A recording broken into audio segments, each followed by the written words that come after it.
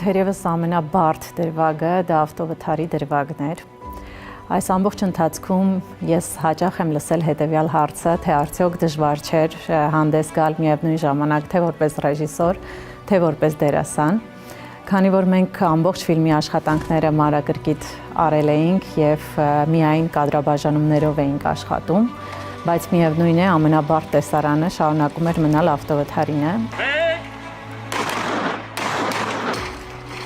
Ինչու, որովհետև այդ դրվագում իմ աչքերը փակ էին եւ ես չէի կարող տեսնել, թե իմ շուրջը ինչ է կատարվում եւ մնում էր ուղակի,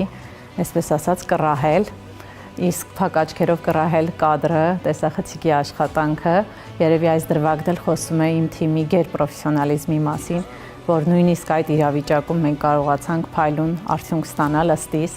ինչու, որովհետև մեզ համար շատ էական էր, որպեսզի հայ իրականության մեջ, կինո իրականության մեջ նկարեինք ոչ ընդունված կարգով ավտովթար, այլ հերոսին տեսնեինք ներսից, տեսնեինք նրա դեմքը, դիմախաղը, ինչն էլ որ մեծ դժվարությամբ, ինչպես նաև մեծ ֆինանսներ ծախսելու արդյունքում կարողացանք նկարահանել Մոսկվայում։ Շատ կուզենայի, որ այդ ամեն ինչը Հայաստանում տեղի ունենար, որովհետև իրականում այդ մեխանիզմը, որով նկարահանումը տեղի ունեցավ, ապարատուրան, որը բերել էին, իրականում հայ ինժեներական միտքը ճանաչելով, չեմ կարծում, որ շատ բարդ կլիներ, եթե մենք ստանայինք եւ մեր կինոարտադրության մեջ ունենայինք նման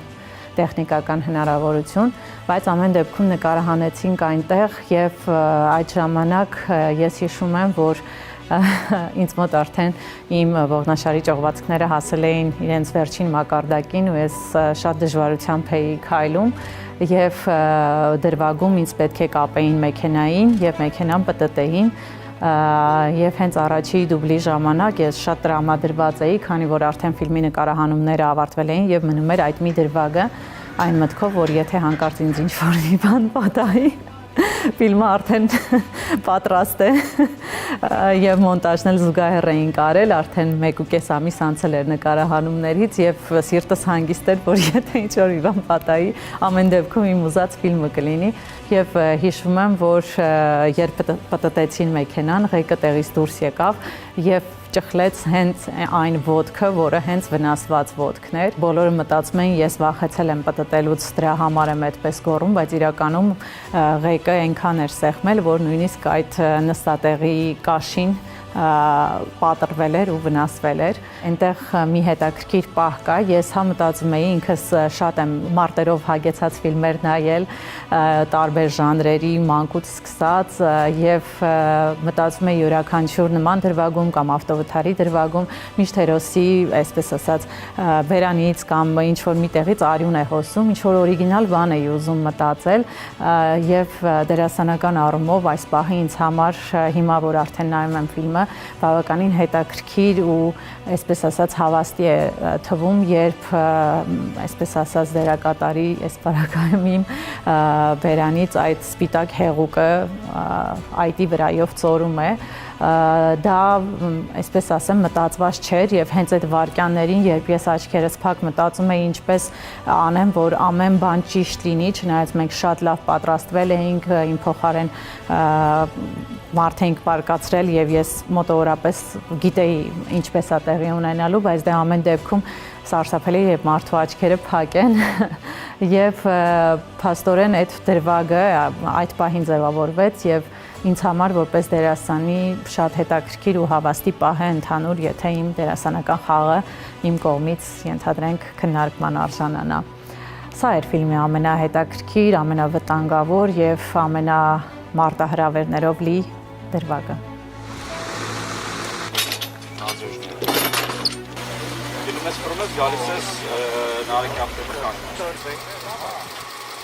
Դերասանից ռեժիսոր անցումը եւ ռեժիսորից դերասան անցումը կատարվում է միայն մի նպատակով եւ պատճառով, որովհետեւ ես ունեմ երազանք։ Ես միշտ երազել եմ լինել լավ ֆիլմում, լավ դերասան։ Եվ մեր գործում դրանք փոխկապակցված են։ Դու կարող ես լինել լավ դերասան կամ դերասանուհի, բայց չունենալ լավ ֆիլմ, իսկ լավ ֆիլմ բացի մի շարք կոմպոնենտներից ապահովում է ռեժիսորը։ Եվ ինձ երբ հարցնում են ինչու թողեցիր այստեղ քո աշխատանքը հեռուստատեսությունում նկարահանումները տարբեր ֆիլմերում, հեռուստանովելներում եւ գնացի իր, այսպես ասած, Մոսկվա կրթությունը շարունակելու, որպեսզի դառնաս ռեժիսոր, ես ասում եմ, ես դարձա ռեժիսոր մի պայմանով, որ կարողանամ ինձ իմ ուզած ֆիլմերում նկարահանել։ Սա շատ անկեղծ խոստովանություն է, ուրիշ որևէ ամբիցիա չի եղել, այսպես ասած, ռեժիսոր դառնալու, բացի այն, որ ես 4 տարեկանից ինձ ինչ հիշում եմ, անգիտակցաբար նույնիսկ դերասան բառը չիմանալով զբաղվել եմ այս գործունեությամբ եւ իսկապես իմ երազանքն է լավ ֆիլմում նկարահանվել եւ հանդես գալ իմ ամբողջ դերասանական շնորհով, ինչը որ այսպես ասած Աստծո կողմից ես ստացել եմ այնքան, ինչքան ստացել եմ եւ դա է պատճառը, որ ես կարողանում եմ իմ էմոցիաները կառավարել, շատ խորքային փորձեցի պատասխանել հարցին, կարողանում եմ իմ էմոցիաները կառավարել, իսկ այս բառ դերակատարման ժամանակ ես էլի եմ ասում, որ մենք մեր թիմով մեծ աշխատանք էինք տարել, ես, մեր օպերատոր Սուրեն Թադևոսյանը, երկրորդ ռեժիսոր Վարդան Հակոբյանը, Արմեն Ղազարյանը, ֆիլմի նկարիչը եւ ամբողջը մենք մեր Տիգրանի կադրաբաժանման հեղինակի հետ մանրակրկիտ, այսպես ասած, որոշել էինք ամեն կադրը եւ հետաքրքիր մի բան ասեմ, որ եթե այսօր ես մեր ֆիլմի կադրաբաժանումը տպեմ եւ այսպես ասած գրքույկ սարքեմ, հեռուստադիտողը հանդիսատեսը կարող է բացել այդ այսպես ասած նոթերը եւ նայել ֆիլմը եւ ամեն մի կադրը նկարած թղթի վրա համընկնում է էկրանին տեսնելիք կադրին։ Սովորաբար ռեժիսորները գնում են իմպրովիզացիայի դաշտ, ես փաստացի ինձ զրկեցի դրանից, ավելի գնացի ռացիոնալ եւ նախապես որոշված տարբերակով, որովհետեւ ոչ այդ ֆինանսական հնարավորությունը կար սխալվելու գոնե մի անգամ, ոչ էլ պատասխանատվություններ ցածր, որպեսզի կարողանայի էքսպերիմենտներ անել, իսկ որպես պրոդյուսեր հաշվարկել էի, թե յուրաքանչյուր անգամ, երբ դերասանը պիտի մոտենա տեսախցիկին եւ նայի արդյոք լավ է նկարահանված, ես դա հաշվել էի ինչ պիտի արժենա եւ հասկացել էի, որ մեկ այլ ռեժիսորի նույնիսկ տաղանդավոր վճարելու դեպքում միևնույն է, ես շատ ավելի շատ պիտի վճարեմ եւ միշտ երբ որ մոտենում էի մոնիտորին իմ խմբին ծիծաղելով ասում էի, որ ես վճարել եմ այս քայլերի համար, հաշվարկած է ամեն քայլը ինչ արժի։ Իրականում շատ հետաքրքիր պրոցես էր եւ այս ճանապարհը անցնելուց հետո ես կարող եմ ասել մի բան, որ ստերեոտիպերով առաջնորդվելը, թե ով ինչ կարող է անել, մի մարդ կարող է լինել համ ռեժիսոր, համ դերասան, համ սցենարիստ, համ պրոդյուսեր, կյանքը ապացուցեց, որ այո։ Եվ ես ուրախ եմ դրա համար, որովհետև ինձ էլ էր հետաքրքիր, չնայած իմ վստահությանը, որովհետև ես իմ կյանքից 17 տարիներ էի տվել իմ կրթությանը, բառից բուն իմաստով գիշեր-ցերեկ, եւ դրա համար այդ վստահությունը ես ունեի, բայց նաև երևի ապացուցելու կարիք կար ուրիշներին եւ ես շատ կուզենամ, որ այս օրինակը նաև ոգեշնչող լինի այն մարդկանց համար, ովքեր ուզում են մի բան անել ավել եւ կասկածում են կամ կողքից լսում են, որ իրենք չեն կարող։ Եվ ամենակարևորը հիշենք, երբ դիմացինը քեզ ասում է, որ դու ինչ-որ մի բան չես կարող անել, նա դա ասում է իր մասին, ոչ թե քո, եւ նա երբեք քո տեղում չէ, որպեսզի որոշի դու ինչ կարող ես անել եւ ինչ ուժ եւ շնորհ ունես, որ Աստված քեզ տվել է այդ ճանապարհը հարթելու համար։ Չէ՞ որ ասում եմ, որ եթե երազում ես, ուրեմն Աստված այդ երազանքը դրել է քո մեջ, հետեւաբար նաև տվել է ուժը, որ կարողանաս հաջողել։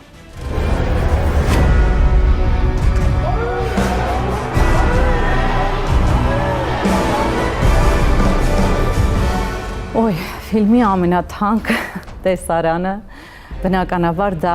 աշխարհի եւ Եվրոպայի առաջնություններն էր,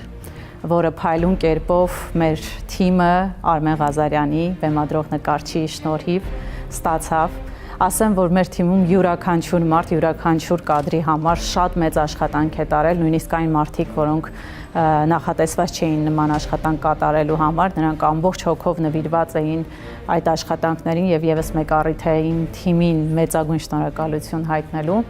Երբ ես այս ամենը նախաձեռնում էի ամեն կողմից, դե երբ հասկացամ, որ ես միևնույն է ծանրամարտ եմ պարապելու եւ արդեն մարզվում եմ, արդեն չէին ասում, որ չի ստացվի, հատկապես որ քիչ-քիչ գիրանում էի, քաշերները ավելանում էին, Հետո մարդիկ սկսեցին ասել, որ շատ լավ, իսկ ինչպես է ստանալու աշխարհի եւ Եվրոպայի առաջնությունները, որովհետեւ նման բան շատ բարդ է նկարահանելը եւ այնքան էլ հեշտ չէ եւ դեպքեր չկան, որ այդպիսի բան է տեղի ունեցել։ Ես էլ ամենաշատը սիրում եմ այդ դեպքեր, որ չկան տարբերակը։ Եվ հաստատի մենք երկար հաշվարկելուց հետո մեր երկրորդ ռեժիսոր Վարդան Հակոբյանի հետ թե ինչ ծավալների մասին է խոսքը եւ մեր տնօրենի Հայկ Թադևոսյանի հետ եկանք այդ ահռելի գումարի առաջ կանգնեցինք, որը գրեթե ֆիլմի բյուջեի կեսն էր, հասկացանք, որ սա ֆիլմի ամենակարևոր դրվագն է, այսպես ասած կուլմինացիան, որը տանում է դեպի ֆինալ եւ կատարսիսի զգացողություն հաղթանակ, մենք պիտի անենք ուղղակի փառահեղ եւ հասկացանք, որ մենք հնարավորություն ունենք ֆիլմը նկարահանելու, ֆիլմի այդ դրվագները նկարահանելու մի դուբլով։ Դա ուղղակի սեփական անձը մահապատժի ենթարկելու որոշում է, նույնիսկ հիմա հուզվում եմ, որ հիշում եմ։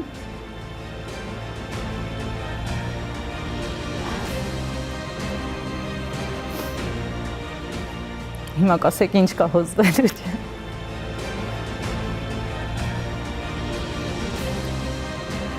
Ուղղակի կար ահռելի պատասխանատվություն եւ չկային միջոցներ բացարձակ միայն կային մարդիկ եւ սա այն փառահեղ պահն է կյանքի, երբ դու հասկանում ես, որ մարդկային գործոնը ինչ անգին է եւ մեր ամբողջ թիմը մի մարդու պես ոնց որ ռազմի դաշտում առաջի գծում կանգնած ուղղակի որոշում էր կայացրել, որ դա պիտի նկարահանվի եւ ամեն մի օրը մեզ վրա միլիոններ էր ուղղակի արժենում ու մենք սկսեցինք նկարահանումը ամբողջ սպորտային դրվագները, որը 20 րոպե է տևում ֆիլմում, 20 րոպե պատկերացնում եք, դա ուղղակի մահափորձ է։ 20 րոպե մենք նկարում ենք մի դուբլով։ Ինչ լինում է, լինի տարբերակով եւ ամենասարսափելին, որ մենք ունենք այսպես ասած ուղիղ եթեր պրիմայա տրանսլյացիա PTS ասվածը, որը մեծ շնորհակալություն Fast Media-ին, որ տրամադրեց մեզ այսպես սիրով այդ տեխնիկական հնարավորությունները ու ամբողջ այսպես ասած այդ ուղիղ եթերի ապահովման տեխնիկան այդտեղ էր ու մենք հասկանում ենք, որ մենք հերիք չի մի դուբլով ֆիլմ ենք նկարում,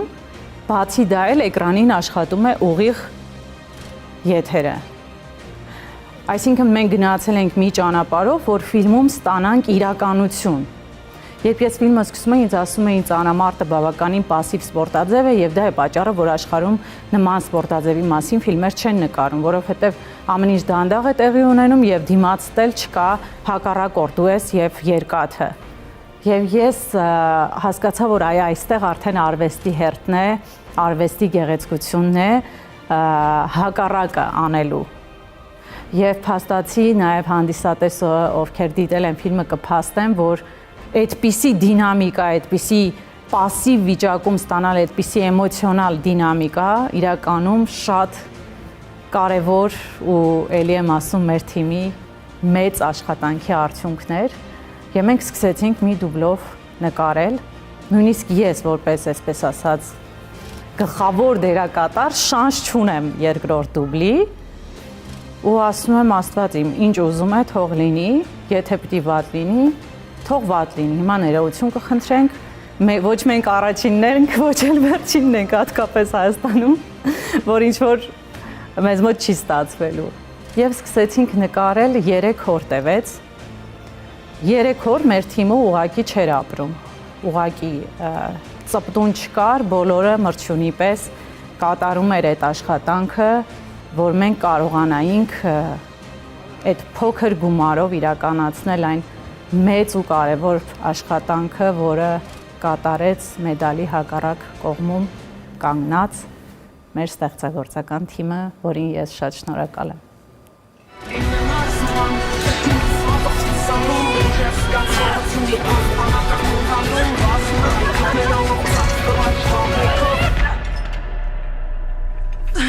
Ֆիլմի նկարահանման ընթացքում զավեշտալի դեպքերից մեկը այն էր, որ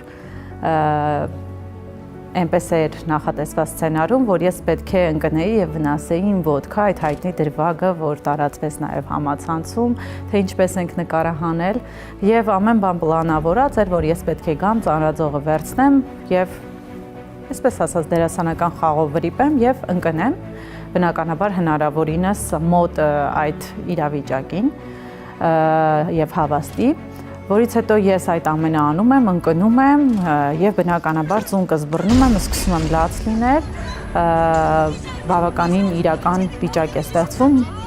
ես ամբողջովին կարմրում եմ եւ արդեն թիմը հասկանում է, որ ինչ-որ խնդիր է առաջացել եւ բոլորը արդեն ստոպ են տալիս, վազում են ինձ մոտ եւ ամեն մեկը մի կողմից ուզում է հասկանալ ոտքիս հետ ինչ է պատահել, որովհետեւ ես ոտքս բռնած գոռում եմ, որովհետեւ սցենարում այդպես է նախատեսված։ Բայց իրականում ես վնասել էի շատ լուրջ իմ ձեռքը, որի սպիերը մինչեւ հիմա մնացել են, բայց քանի որ սցենարով նախատեսված էր, որ ոտքն է վնասվել, ես գոնե մտածում եմ այդ ընթացքում, սա էլ դերասանական մասնագիտության մագիան է, որ չկորցնեմ այդ պահը եւ այդ ցավը, որը հիմա շատ բնական է էկրանին, գեներացնեմ ոտքի վրա։ Եվ այս իմ ամբողջ թիմին այնպես է ձեռքս ցավում, ինձ թվաց կոտրվել է, որ չեմ կարողանում ասել, որ ոտքիս ոչ մի բան չի եղել, այլ հակառակը, քանի որ ծանրաձողի ներքևում այդ պամոս թարթակ ասված երկաթե եզրեր ունի, ես մի փոքր մի միլիմետր սխալ հաշվարկով, դա էլ էնտուզիազմով դերասանական, չէի նկատել եւ ձեռքս, այսպես ասած, այդ երկու երկաթի արանքներ մնացել, մինչև ես կարողացա բացատրել, որ այդ տեսանյութում իմ օգնականը, իմ շահանեն, մեր ֆիլմի այսպես ասած հրեշտակը պահապան ինձ վալերյանկաներ է տալիս, որովհետև ես վատացել էի ոչ միայն ցավից, այլ որ չեմ կարողանում ասել, որ իմ ձեռքն է, ոչ թե ոտքը, հանգիստ թողեք այդ ոտքը։ Եվ այսպիսի միշտ շատ տարօրինակ բաներ էին տեղի ունենում եւ քանի որ Հայաստանում առաջին անգամ էր այսպես ասած սպորտային դրամա նկարահանվում եւ սպորտային դրվագները լիքն էին, շատ տարբեր իրադարձություններ էր լինում, օրինակ մենք ունեինք աշխատակիցներ, ովքեր տարբեր աշխատանքներ պիտի կատարեին, բայց փաստացի այդ մարդիկ եկել էին ու առավոտից երեկո ծանրաքարեր էին տեղափոխում, որ խեղճ տղաները ընդհանրապես, այսպես ասած, դրա համար չէին այդտեղ հայտնվել, իրենց էլ են ամենափոքրիկ օղակներին ֆիլմի մեջ շնորհակալություն այդ նվիրման համար եւ չգիտեմ, այդպիսի դրվագները միշտ ուղեկցում էին մեզ։ Հիմա ամեն ինչ չգիտեմ, մի տեսակ կարոտով ու թախույցով ես հիշում, չգիտեմ ինչի։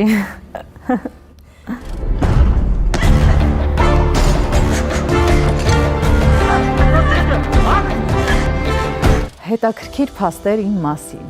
ավելի շուտ իմ ընտանիքի մասին, կա մի շատ հետաքրքիր եւ ինձ համար շատ հաճելի փաստ, դա իմ հորեղբոր փաստն է, ով շատ նման է եղել Սիլվեստր Ստալոնեին, շատերը նույնիսկ կհիշեն, որ կար այդպիսի մեկը, ով որ ժամանակին մեկնել էր Ամերիկա, ծանոթացել էր Ստալոնեի հետ, նկարահանվել էր որոշ դրվագներում, նա խաչքարագործությամբ էր զբաղվում եւ նույնիսկ կան այդ դրվագները, որ նա խաչքար է նվիրում Ստալոնեին եւ իմ մանկությունը անցել է այս մթնոլորտում, հայրիկս քանի որ սպորտսմեն է, նետաձիգ, սովետական միության վարպետ սպորտի, շատ էր ճամփորդում եւ տարբեր վիդեո տեսանյութեր էր բերում ֆիլմեր, այդ կասետներով եւ ես ու եղբայրս մեծ կտորով մեծացել ենք Վանդամի Ստալոնեի ֆիլմերը դիտելով եւ այս ամենի հանդեպ սերը հետո արդեն ավելի հասուն տարիքում ռոկին 15 անգամ դիտելուց հետո ինձ բերել հասցրել է այս կետին եւ երբ որ այս ֆիլմը կայացավ եւ սպորտային առումով նույնպես կայացավ, այսինքն ես որպես դերասան լիարժեք մտա այդ սպորտային կերպարի մեջ, ոչ թե ձևացրեցի, ինչ որ միտեղ կարծես ես նաեւ իմ հորեղբոր երազանքը կատարեի եւ ինչ որ միտեղ էլ իմ հայրիկի որպես ենթադրենք չեմպիոնության տեսանկյունից, այսինքն ինչ որ մի ընտանեկան բան էլ տեղի ունեցավ ինձ համար, ինչ որ հաշվետվություն եւ քանի որ այդ հանգամանքները ինձ համար շատ կարեւոր էին եւ գալիս էին մանկությունից, ես միայն հիմա վերլուծելով ուրախությամբ եմ դա հասկանում, ճիշտ է, հորեղբայրս ցավոք մեզ հետ չի այսօր եւ ականատես չեղավ այս ամենին, բայց կարծում եմ, որ ամեն բան էներգետիկա է եւ ամեն բան էլ հասկանալի է։ Լիահույս եմ, որ մի օր կհանդիպեմ Սիլվեստր Ստալոնեին, այս ամենը իրեն կասեմ եւ ինչու՞ չէ, գուցե նաեւ համագործակցենք այսքանից հետո։ Ես հետ կանգնողը չեմ, բժիշկ, պտի պահրապիմ։ Սցենարի ստեղծումը թերևս ամենահետաքրքիր շրջանն էր, որովհետև կար շատ ինֆորմացիա, բայց սցենարը դեռ գրված չէր, ու երբ արդեն պետք է սկսեի սցենարի գրելու process-ը, որոշեցի տեղափոխվել Գյումրի, որպեսզի կարողանամ այդ ատմոսֆերայում լինել, շատ ավելի ճիշտ փոխանցել զգացողությունները եւ խնդրեցի իմ ընկերուհուն Մարիամ Մեհրաբյանին իրենց շեստ հոգեբանական կենտրոնում ինձ սենյակ տրամադրել եւ ցերեկները գնում էի մարզասրահ, մարզվում էի մեր Քրիստինեի հետ, ով որ հանդիսանում է երիտասարդական հավաքականի մարզիչը եւ գիշերները աշխատում էի սցենարի վրա։ Շատ հետաքրքիր պահեր էր ինչ առումով, վերջերս ինձ հարցրեցին, արդյոք հնարավոր է լավ ֆիլմ նկարել վատ սցենարով եւ հակառակը լավ սցենարը վերածել վատ ֆիլմի։ Իրականում երբ սցենարը լավ է գրված, շատ դժվար է այն փչացնել եւ հակառակը վատ սցենարով ֆիլմը ահա որ բարդություն է առաջացնում, այսպես ասած լավ էմոցիաներ ստեղծելու եւ ես նույնիսկ հիշում եմ, որ առաջիկա այդ շրջանում, երբ որ դեռ կոմպյուտերով չէի աշխատում, այլ թղթերի վրա էր գրվում սցենարը, էպիզոդները, յուրաքանչյուր թղթի վրա արցունքի հետքեր էին մնում ու հետագայում, երբ արդեն ֆիլմը պրեմիերա ունեցավ եւ տարբեր երկրներում ցուցադրվում էր, մութ դահլիճում նստած ես հասկանում էի, որ այն ինչ որ նախատեսել էի սցենարում, որտեղ պետք է հանդիսատեսը հուզվի, որտեղ պետք է ծիծաղի, ես այդ ամենը կառավարում էի եւ կարծում եմ հետաքրքիր է ստեղծագործողի համար այդ պահերը, երբ քո միտքը դեռ քո գլխի մեջ է, քո ձեռքի միջոցով հայտնվում է թղթին, հետո դա իրականացվում է մեծ խմբի կողմից եւ դու կարողանում ես հետագայում տեսնել այն քո գլխի մեջ պատկերացրածը, ինչը որ երկար ժամանակ քեզ հուզել է։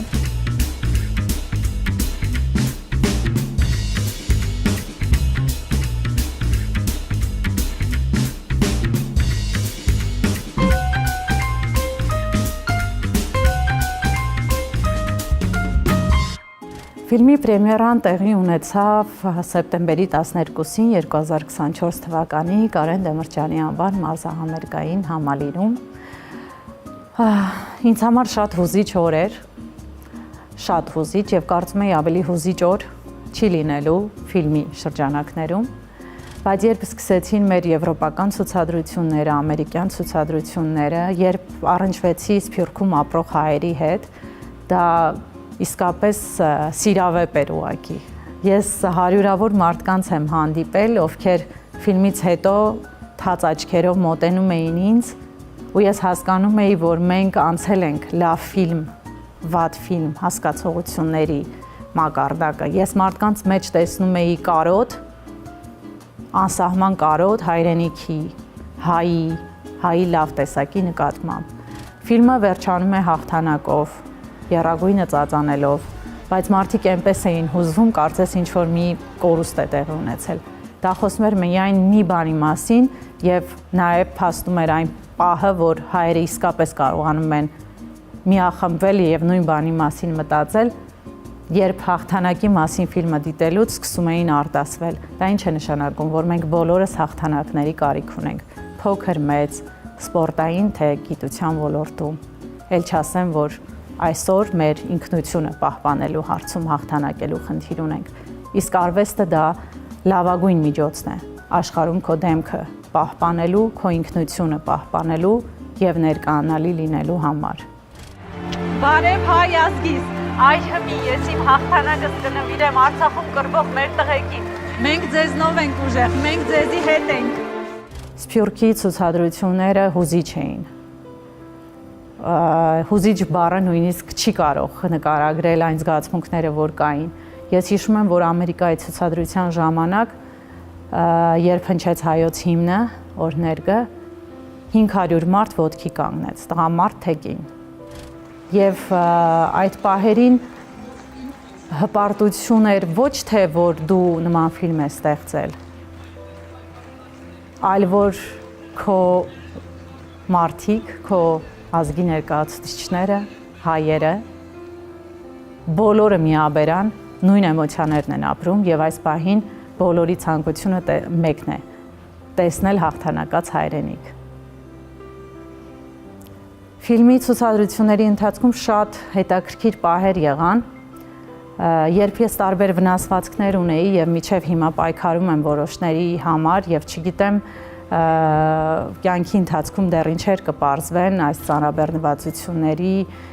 ճողվածքների, մենիսկների եւ այլն, չգիտեմ, հատկապես երբ տատիկ դառնամ եւ որոշվի, որ անձրևը որոշի գալ, չգիտեմ ինչ էմոցիաներ կապրեմ, բայց ինչ էլ որ լինի, ես մի դրվագ եղավ Բեռլինում, երբ մեր հանդիսատեսից մեկը ամասայլակի վրա էր, արդեն 20 տարի պայքարող, որպեսզի հաղթի, այսպես ասած, իր անզորությունը, եւ երբ ֆիլմից հետո ինձ խնդրեցին մոտենալ, ես մոտեցա, ես ամաչում էի, որ ես կանգնած եմ իր հետ խոսում ու ինքը նստած է եւ սովորաբար հակառակն է, չէ՞։ Ինքը ուղղակի ինձ գրկեց եւ ասաց, որ այս ֆիլմը իրեն երկրորդ շանս տվեց պայքարելու։ Բոլոր ծափահարությունները, կոմպլիմենտները, որ ես ստացել եմ այս ամբողջ ընթացքում, շատ հաճելի էր իհարկե յուրաքանչյուր արվեստի մարդու, ով ծափահարություններով է փաստորեն ապրում, բայց այս խոսքերը շատ արդեն մարդուն էր վերաբերում, ոչ թե արտիստին, ռեժիսորին, սցենարիստին կամ պրոդյուսերին։ Սա ամենաանգին պահն էր եւ ես չեմ ուզում անուն տալ, չնայած շատ լավ գիտեմ այդ անձի անունը, բայց շնորհակալ եմ իրեն այդ բառերի համար ու նաեւ մաղթում եմ, որ այդ ասֆալտից, այսպես ասած, ծագած ծաղիկը, որ իր մեջ էլ փաստորեն ծաղկեց, դուրս եկավ, շարունակական լինի եւ ինքն էլ դառնա Աստծո այն բացարձակ որոշումը, որ պիտի քայլի։ Պատահում է, չէ, որ ասֆալտակ ճանապարհով քայլում ես ու մեկ էլ տեսնում ես մի ծաղիկ ասֆալտը ճեղքել դուրս է եկել։ Ես էլ ուզվեցի, ողջ չի ուզվել։